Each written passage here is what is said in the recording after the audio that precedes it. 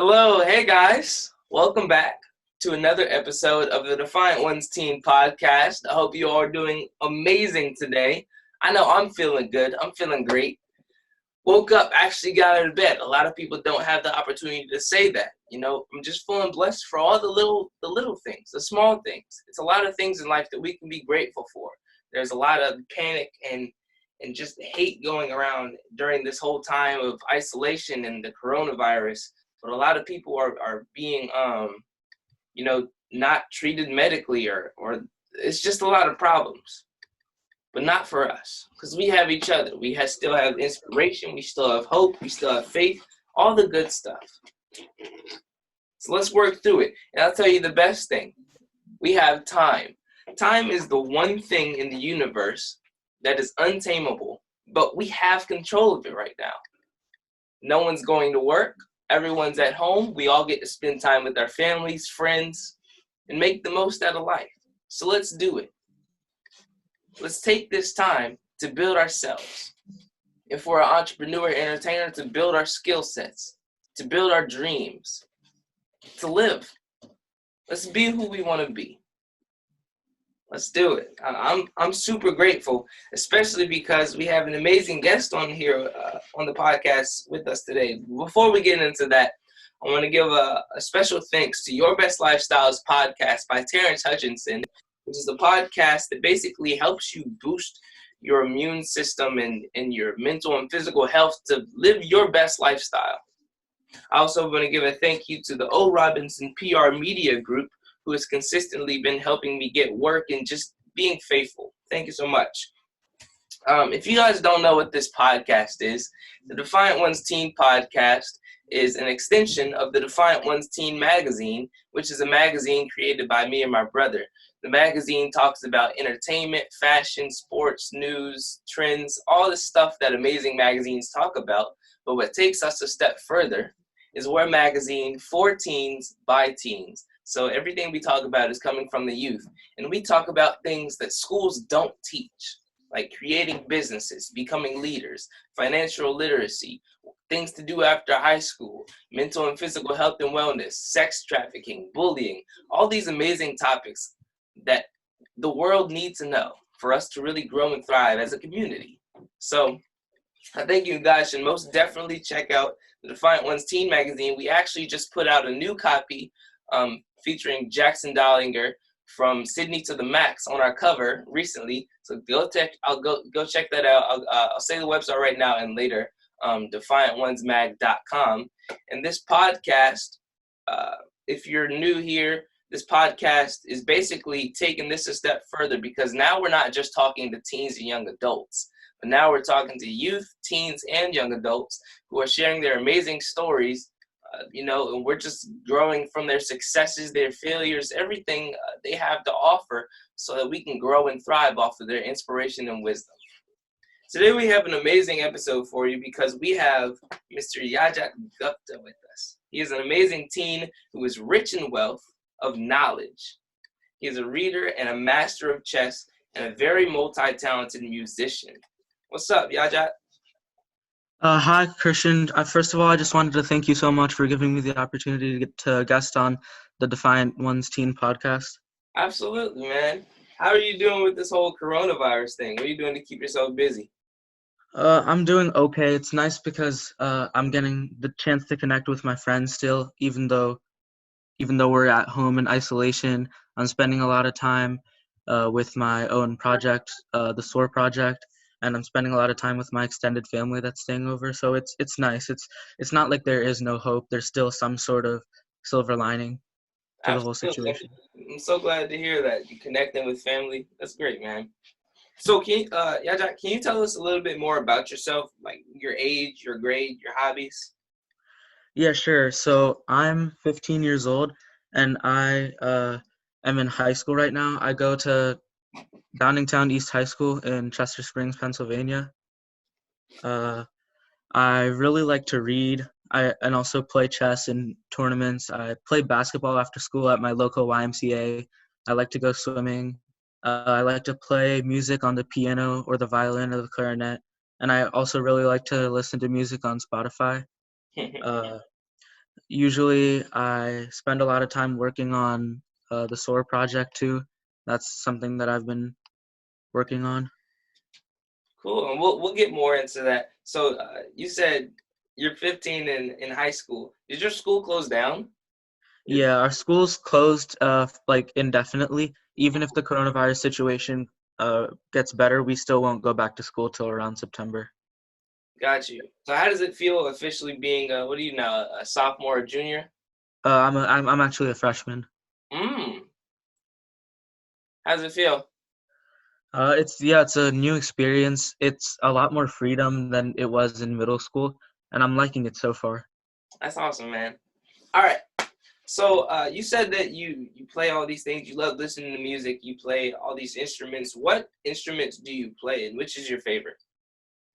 I play the piano and the violin, and I have a couple years of experience playing the clarinet, but nowadays I haven't been practicing it so much. But I really like to play the piano and the violin, especially. Got you. So how did you get into music? Why do you love music so much? What about it?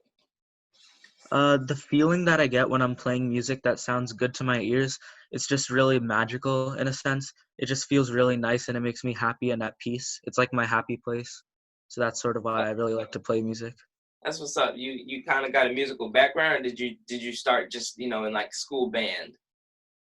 I mean, I started piano from a private teacher when I was around 5 years old. That's what's up. You gonna have to teach me because I've been trying to learn piano. This whole little communication thing, it's that's hard. I'm gonna tell you Yeah. right now. Sheesh, I'm a drummer, a singer, a rapper, all this stuff. Oh, wow. That's hard. So I got to give you credit for being able to be a talented man in all these different instruments because that's not an easy skill. Yeah, thank you. hmm Um, so you said that you like to also do other things. You like to play basketball. Do you play basketball on a team at your YMCA? Uh, not like I was playing in, have you ever heard of LYA? No, what's that? It's a rec league, and I also played on the school team in middle school. That's cool. But you said that you also play chess. Do you play chess competitively? Yeah, I go to tournaments and I play online also. That's cool. So is that a program that you just kind of been a part of, or is that something you do a part of your like a school club? No, it's like something separate. There's the United States Chess Federation. If you make an account with them, then you can go to tournaments and you can get rankings and you can play competitively. Mm, that's cool. So when I was reading over your bio, you said that you earned a fourth degree, a fourth category master title in chess. How did you do that?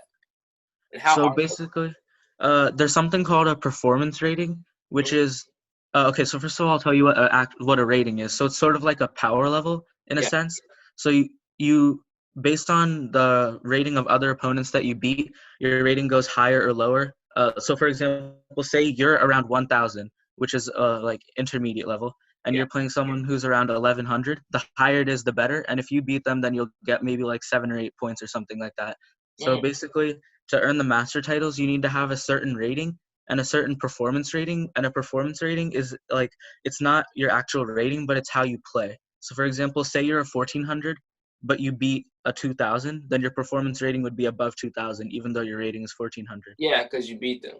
Yeah. So basically, to get different titles, that's how it works. So for the fourth category title, your rating has to be at least 1,600, and you have to have a performance rating at 3 tournaments of at least over 1,800. How long have you been competing? It sounds like About you four gotta to have a five lot of years. experience. Yeah, about 4 to 5 years. Mm, wow, and you're only 15. That's pretty cool. I gotta give it to you. Now I'm not good at Thank chess. you. I'll tell you that right now. I might be able to be Oh, the worst person, but that means hey. Mm. So you're obviously a very multi-talented musician. You do all these things, but you're also becoming an entrepreneur and make a name. So let me ask, what is the Soar Initiative? Is it a so podcast, a basically, company? it was initially a website, and the idea was for it to be some sort of mission that could help people to gain an interest in reading and increase reading rates across the world. but eventually we realized that we'd be able to reach more people if we made it into a podcast. So Hmm. that's what we decided to do. Awesome. So you said it's a mission. It's a mission Yeah. that you're tackling by yourself, or do you have a team behind you? Um, I'm it's a mission that I'm talking by myself, but basically the idea is that I make book trailers for books so that people can find out which books that they should read next, or they can gain an interest in reading by listening to those trailers. That's basically the idea of it. So what's a book trailer? If I gave you the title of a book, would you be able to give us an example right now? Well, not instantly, but basically what I do is that I have books that I read, and then after that I make a entertaining trailer, and Hmm, then I record an episode of that so that then people can gain interest to read that book. And then also I ask my listeners to leave in the comments names of books that they like and or names of books that they think would help other people, and then I can make book trailers for those episodes too. that's awesome. How long have you been working at it? The whole this mission of yours. Uh, I'm not very sure. I think like a couple months, but it's been as a podcast only for about a month. Hmm. And how's it doing? How are people taking it? It's going pretty well. There's pretty good reviews, but I was just hoping that it would reach more people. It's picking up kind of slowly. I get you, but you know what? Yeah. In this time where we actually do have time, I think that it's definitely going to grow, and I'll help promote you. I think that's a great mission of yours because Okay. reading is Thank a you. fundamental thing, which is why I need to ask, in your opinion, why is reading such an important factor of education in the world today, and why should more people be into it? Well, I feel as though reading gives you a different insight into the world. You see the perspectives of other people. It can make you more understanding. You can learn things in books. There's new vocabulary. There's a lot that you have to gain from reading a book. It strengthens your imagination, your creativity. You develop as a person. I feel like reading is just very, very important in general. Absolutely, absolutely. Um, so what's it like? I don't know if I would really categorize you as an entrepreneur, but you have a dream that you're working towards, and it's to make the betterment of others, and to make a name for yourself. So I would count you as an entrepreneur. What's it Okay. like being an entrepreneur and a podcast host? Is that hard? It can be a little bit difficult because it's hard to see the fine line between managing the podcast and trying to get more people to see the initiative through other things, like such as Facebook or spreading it through friend circles. But basically, the idea is that if we're able to more reach people, then if we're able to reach more people, then it would be more efficient. Yeah. So would you say that's your biggest challenge, kind of getting people to come on to the mission? Yeah, I think that's the biggest challenge. And how do you think you're gonna overcome it? I feel as though right now we're trying to do a lot of advertising over Facebook, and as we add more episodes and write more emails to different people, try to get more people to see it, that it can be beneficial. That's what's up. So, what's your long-term goal with this initiative? Well, actually, the goal at the beginning changed. At first, I made this initiative because I thought about how people who are visually impaired, they don't get the opportunity to read, and I don't think that it maybe even comes to their mind that they should be reading. So I thought that by doing this, they'd be interested in listening to audiobooks or reading Braille books, and they'd be able to develop themselves. But then I realized that perhaps it could develop beyond that and it could help others too who are not having an interest in reading.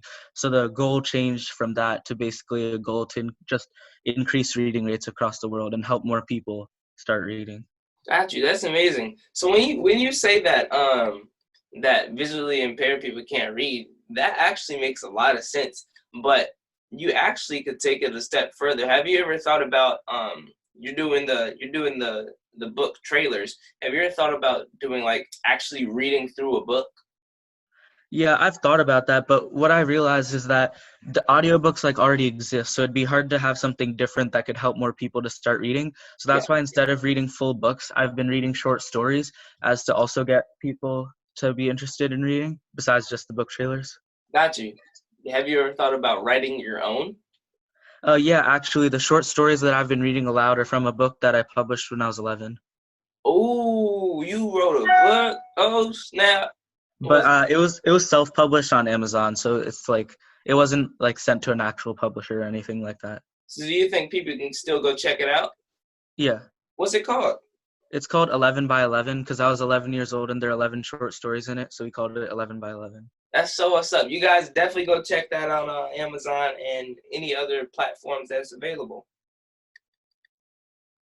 How that kind of leads me to the next question. How can people support you? Where can they find your stuff? How can they contact you, and how do they join your movement?